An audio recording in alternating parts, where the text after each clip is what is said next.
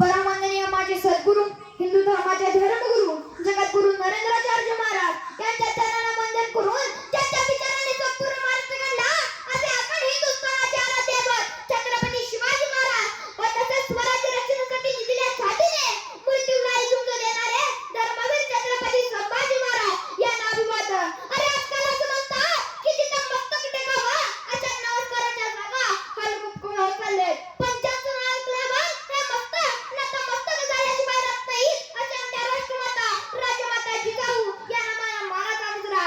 ज्यांचा इतिहास आठवला की डोळ्यात पाणी आणि अंगावर शाळेल्याशिवाय राहत नाही असे आमचे धर्मवीर छत्रपती संभाजी महाराज यांनाही माझा मानाचा मुजरा. जगाच्या इतिहासात ज्यांच्या पराक्रमाला चारित्र्याला बळी जाणारा आणि या ज्ञानाला तोड नाही असे शिवपुत्र शंभूराजांनी गौरवगाथा सांगण्यासाठी मी तुमच्या पुढे उभा आहे. अरे सांबा मर सकता है, अरे सांबा मर सकता है, लेकिन कभी बेईमान नहीं हो सकता, लेकिन कभी बेईमान नहीं हो सकता. अरे जिजाऊंनी जन्म दिला शुगासारख्या वाघाला, अरे जिजाऊंनी जन्म दिला शुगासारख्या वाघाला, पण शिवाजीने जन्म दिलाय संभाजी सारख्या छाव्याला. ज्याने सहन केलंय डोळ्यावर नार्यांसाईला, पण जिवंत ठेवलंय भगव्या वादाला, पण जिवंत ठेवलंय भगव्या वादाला.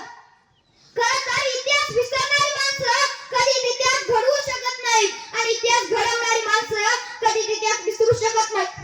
सुमारे 350 वर्षापूर्वी छत्रपती शिवाजी महाराजांनी अहमदाबादमध्ये इतिहास घडवला. लोककल्याणकर राजे शिवकल्याणकर छत्रपती म्हणून स्थापित झाले. शेतकऱ्यांचं कष्टकऱ्यांचं काम करायचं राज्य निर्माण झालं आणि या मातीसाठी मरणारी आणि या मातीसाठी झुंजणारी माणसं या मातीमध्ये निर्माण झाली. आणि असाच एक महायूर योद्धा 14 मे रोजी या मातीमध्ये जन्माला आला. छत्रपती शिवाजी महाराजांच्या पराक्रमाचा वारसा घेतलेला, छत्रपती शिवाजी महाराजांनी स्थापित केलेलं स्वराज्य संवर्धित करणारा हा महायोद्धा पिढ्यानपिढ्या इथल्या साऱ्यांना प्रेरणा देत राहिला. महाराष्ट्राच्या गौरवशाली इतिहासातील सुवर्ण अध्याय म्हणजे छत्रपती संभाजी महाराज. लढलेल्या 32 वर्षाच्या आयुष्यात जगातील सर्वांना बलाढ्य स्वतःची औरंगजेबाचे स्वप्न याच मातीत घालून मदर राजाने आपले कर्तृत्व सिद्ध केले. श्री शंभो सुजातस्य मुद्रा गौरी विराजते यदा कसे विनोलेखो वर्तते कस्य न परी. साक्षात शिवतुरी असताना गेल्यावर पुढील युगाची ललकारी ऐकू येऊ लागली आणि स्वराज्याला आता खरगास ग्रहण लागतं की काय अशी चर्चा सर्वत्र निर्माण झाली. पण अशा प्रसंगाची राष्ट्रभक्ती स्वामीनिष्ठा या शुक्रकाराचं तेज हळूहळू प्रगट होऊ लागलं आणि मराठ्यांची अस्मिता क्रांती. आबासाहेब, जिथे जिथे तुमची गैरहजेरी बघेल ना तिथे तिथे शकू बाजावेल. स्वराज्याच्या या छोट्याशा युवराजाला असे एखाद्या सर्वात शक्तिशाली मुघल सत्तेचा बादशाह औरंगजेबासमोर युद्धाचं रणशिंग फुंकलं. पुरंदर राजगडावरती तुंबणारी छोटीशी पावलं या मोगलांचा गर्द काढून बसली आणि याच पावलांनी इंग्रज, फ्रेंच, पोर्तुगीज, सिद्धी, मोगल यांच्या छतावर शिवप्रभूंच्या स्वराज्याचा भगवा निशाण लावला. पाठीवर तुफान घेऊन जेव्हा यात्रेला अनुभवलं, ज्यांचा पराक्रम पाहून इंद्रायणी भीमाई गैरवरल्या, ज्यांचं नाव ऐकताच दिल्लीच्या अग्रगॅला फुटायचा, ज्यांच्या डरकाईने दिल्लीचा तख्त यात्रायचं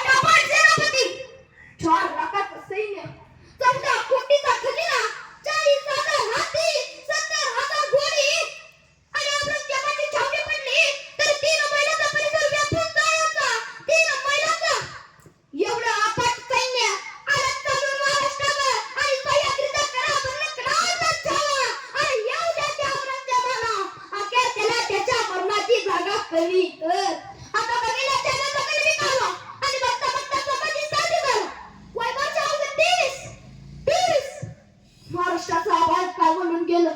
औरंगजेबाने एका पाठोपाठ मोहिमा लढवल्या. सरमुळन खान, नादर खान, फतेह खान, शेजारी आदम, बेदर मुअज्जम, शहाबुद्दीन खान, बहादूर खान, एक नासिर सेनापती मर्दाराच्या पकडाला जो बाजूने हात घुसवले आणि मराठे सज्ज झाले.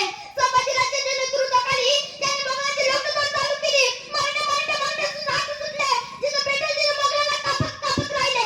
अरे जाय तिथं. अरे सरमुळन खान मार्गावर परतला. फतेह खान तो का करून परतला. बहादूर खान तर नुसता पळून दमला. शहाबुद्दीन खानाला तर काय सुचेना. काय करायचं. औरंगजेब तो बाजू नुसता शिकस्त जमात मारत राहिला. हार पराभव. अरे 23 वर्षाचा छावा फार मोगलांना 16 करून सोडलं. तू महाराष्ट्रात येतो ना. संभाजीराजाने बेलूरची रीतीने ती केली. मराठ्याच्या फौजा सरळ मोगलांच्या प्रांतात घुसवल्या. इतकं फाडलं का औरंगजेबाला काहीच कळलं. मराठीत आले म्हणून सैन्य तिथं पाठवावं तर मराठी त्याच्या पुढं. मराठीत आले म्हणून सैन्य तिथं पाठवावं तर मराठी त्याच्या पुढं. कुठं अशी बाबा सगळी काळात पटत निघाले. ही तशी बाबा तर तिकडं मरण पडतात. ही तशी बाबा तर तिकडं मरण पडतात. कुठं फिरायला हवी. वैतागून संतापून गेला औरंगजेब. आपल्या सरदारावर बसत राहिला. आणि क्या करता हो बंदोबस्त. किला ते टँके खाली मार काटे है. इतनी फौज थी टिकट में. का गया होता करता तू हा. तसा कुणी सरदार म्हणाला. हुजूर वो संभा शैतान है. अरे फिर हम कहाँ शैतान से कम है. फिर क्यों शिकस्त, फिर भी क्यों हार. अरे औरंगजेबानं मोठ्या ताकदीने विरुद्ध मोहीम रचली. पण संभाजीराजाने त्याची पुरती वाट लावली.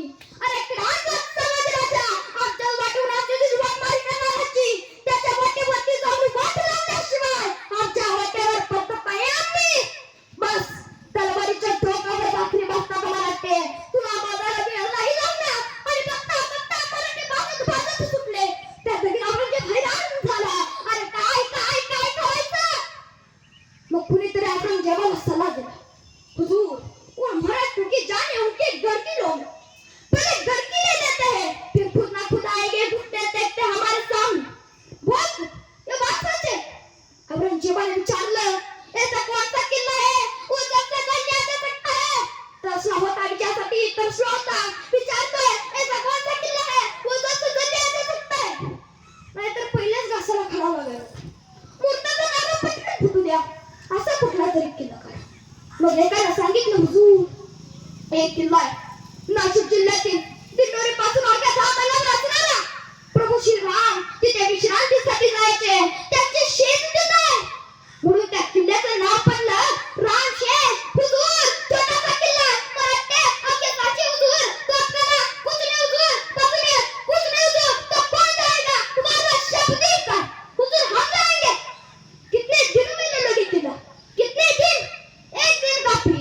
आज गया कल किला लेके आया. बस बात खत्म. बहुत दादाजी पहुंच गई.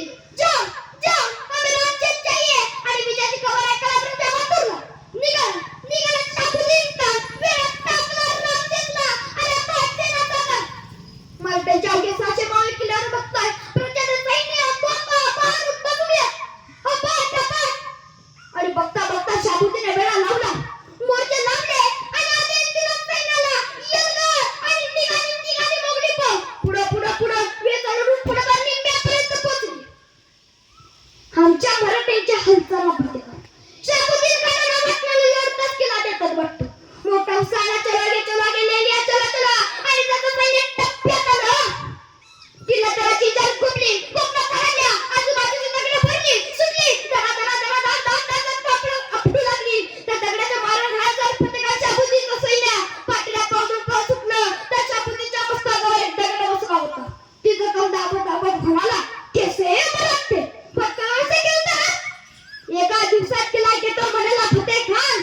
तो शहाबुद्दीन खान रात्री खलबत करत जखमा शेकत बसला होता. त्याचा एक मोठा लहान सरदार होता. त्याने युक्ती काढली. हुजूर ऐसा करते बोल नाही. काल आपण चालत गेलो. मग दगड डोक्यावर बसली. मग उद्या चालत नको. मग उद्या सिरपटे चालू. नाही दगड आली तर वरून जाते ना आपल्याला लागणार नाही. बहुत मामी कल्पना फतेहला पटली. ऐसा ही करेंगे. दुसऱ्या दिवशी लढाई सुरू झाली. पूर्ण सैन्य निघालं सर करत पुढे वेळ चालून पुढे निम्म्यापर्यंत पोहोचलं. कुणी डोकं वर करायला तयार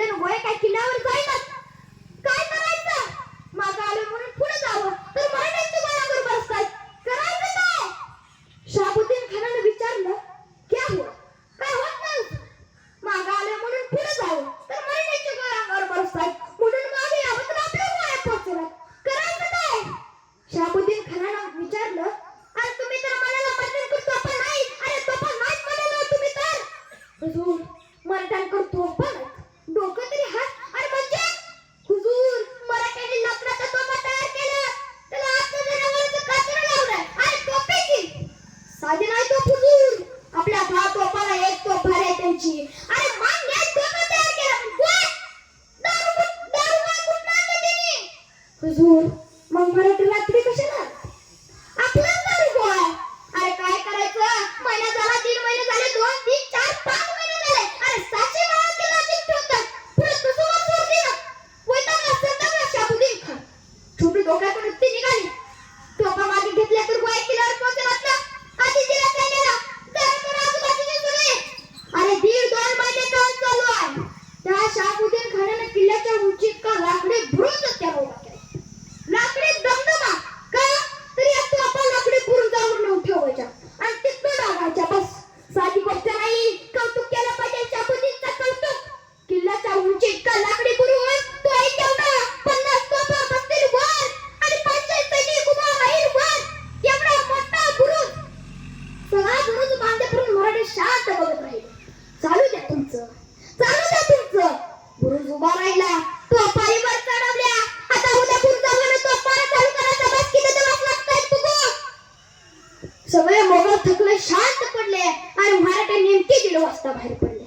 त्या बुरुजाच्या पुढे आले. बुरुजाच्या कडेने दारुगा टाकून मारला.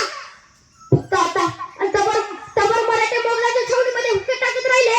मोगलाचा कलर मजला. त्यामुळे याचे सुरुंग पेरले, वाटाने पेटवले आणि पेटली. तोय करत वाटात पेटून गेली. धडाम अवघा बुरुज नाचवला. तो पा सकट खाली. काय करायचं. वर्ष झालं, 3 वर्ष झाली, 2 वर्ष झाली. औरंगजेबानं सांगितलं, तुम्हाला एक दिन कितने वर्ष का होता है, आओ वापस. अरे एका दिवसात किला घेता मजाला 2 वर्ष झाली. आओ वापस. प्रमोशन आपको जाएगा. तुम्हाला फतेह खान शाबुद्दीन खानाला मागे बोलवलं, पाठवलं. फतेह खान तुम्हारे नाम ही फतेह है, हमें फतेह चाहिए. अरे 20,000ची फौज घेऊन आला. त्या राक्षसला चिटकला. अरे गोंधळी सारखा चिटकला. लढत राहिला, झुंजत राहिला, पण मराठी तक्रार घेत राहिले. अरे टाप नाही, टाप मराठीशी झुंजायचं अजिबात नाही. आणि साचे मागारी चौथे पण करू सोडलं. शेवटी एक मांत्रिक त्याच्याकडे होता. तो म्हणाला, हुजूर, मी भूतवट करायच्या कामात तरबेज आहे. मला एक सोन्याचा नाग तयार करून द्या. नाही ना तुम्हाला किल्ल्यावर घेऊन गेलो तर मग विचारा. मारता क्या न करता. फतेहखानाने या मांत्रिकावर विश्वास ठेवला. त्याला सोन्याचा नाग तयार करून दिला. नाग तयार झाला. मांत्रिकाने नाग छातीत धरला आणि म्हणाला, मी पुढे चालतो, तुम्ही मागलाय. बघा माझी जादू. पुढे आला. वेग आलून पुढे आला. फतेहखानला वाटलं आता काही मराठी करू शकत नाही. मांत्रिकाची जादू आहे. तो पुढे आला. वेग आलून पुढे आला. मराठी नुसते बघतात. एक नाही, 2 नाही. येऊ द्या त्याला. निम्म्यापर्यंत आला तशी मांत्रिकाची छाती फुगली. पुढे टप्प्यात आला. त्याचा कर्ण एक गोपनीचा तोंडा घोन करत आला. त्या मांत्रिकाच्या छातावर डोळे पांढरे करून तिथंच पडला. नाग एकीकडे, मांत्रिक तिसरीकडून. फतेहखान पळतो माग. काय करायचं. 2 वर्ष झाली, 3 वर्ष झाली, 4 वर्ष झाली. औरंगजेबाने सांगितलं, तुम सिर्फ नाम के ही फतेहखान हो. आओ आपण जाएगा. तुम्हाला काय सांगतात. पुन्हा युद्ध चालू, पुन्हा लढाई चालू. 6 वर्ष झाली. रामशेठ अजिंक्यच राहिला. अरे माझे शिवराय म्हणायचे, माझा एक किल्ला माझ्या भावानी 1 वर्ष लढवला तर माझे सगळे किल्ले घ्यायला औरंगजेबाला 350 वर्ष लागतील. संभाजी राजाने रामशेठ नावाचा एकच किल्ला 6 वर्ष लढवला तर 6 गुणिले 350. औरंगजेबाला माझे सगळे किल्ले घ्यायला किती वर्ष लागतील. अरे टाप नाही, टाप मराठीशी झुंजायचं. त्याच रागात औरंगजेबाने आपल्या नकावरची पगडी खाली आपटली. जोपर्यंत त्या संभाजीला पराभूत करत नाही, गिरफ्तार करत नाही, तोपर्यंत बादशाही पदाची पगडी घालणार नाही. अरे ही औरंगजेब, पण मरत्यावेळी त्याच्या डोक्यावर बादशाही पदाची पगडी घातली नव्हती. संभाजी राजाने त्याला ते भाग्य मिळूच दिलेलं नाही. औरंगजेबाला मराठ्याला पराभूत करताच आलं नाही. अरे चाल करत होता, पण काही उपयोग नव्हता. अरे जगायचं कसं हे माझ्या शिवरायांनी शिकवलं, पण मरायचं कसं हे माझ्या शंभू राजाने शिकवलं. संभाजी राजे एका राजाचा पोरगा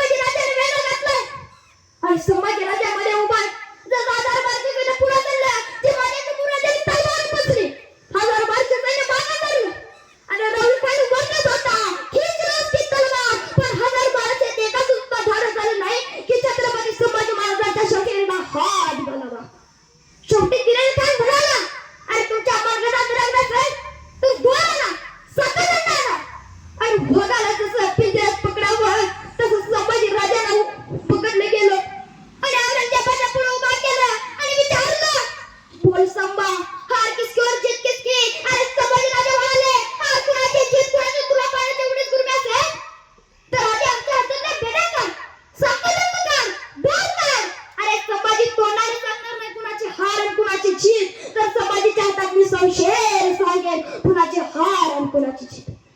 खरं सोपाची राजे कुणाला कळत नाही. ते काय ना काय पत्ता औरंगजेब आला आणि औरंगजेब काय म्हणतोय? सचमुच में छावा था छावा शेर का. हमने आंखें निकाली उसकी, लेकिन उसकी आंखें झुकी नहीं हमारे सामने. हमने जबान काट दी उसकी, लेकिन उसने उस जबान से भागे नहीं रहम के दो लफ्ज. हमने हाथ काट दिए उसके, लेकिन उसके हाथ फैला ही नहीं हमारे सामने. हमने पाँव काट दिए उसके, लेकिन उसके घुटने झुके नहीं हमारे सामने. सचमुच में छावा था छावा शेर का. छत्र